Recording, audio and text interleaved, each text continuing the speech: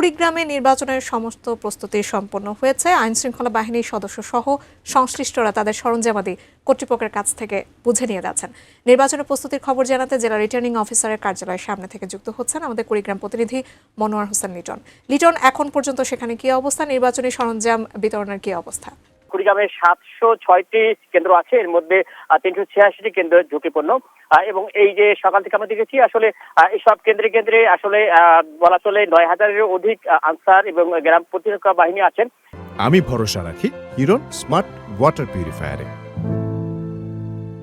Police যদি বলি সেটি হচ্ছে 2,000-এর উপর পুলিশ আছে, সেনাবাহিনী 600-এর উপর আছে এবং সেই সঙ্গে যদি বলা যায় বিজিবি প্রায় 27 প্লাটুন আছে এবং র্যাবের পক্ষ থেকে যে জানানো হচ্ছে তারা প্রতিটি কেন্দ্র করে 2টি করে টিম থাকবে, সেটি আমরা জানি। এবং এই যে আমরা সকাল থেকে দেখছি আসলে বিভিন্ন উপজেলায় এই যে সরঞ্জামগুলি সেটি পাঠানো হয়েছে। সদর উপজেলায় বেলা 3টা নাগাদ আসলে তারা এই সরঞ্জামগুলি তারা কেন্দ্রে পাঠাবেন, সেই তথ্যগুলি আমরা জেনেছি। যাচ্ছি এই ছিল আমার হাতে কুড়িগ্রামে যে আসলে সরঞ্জাম বিতরণ তার সর্বশেষ।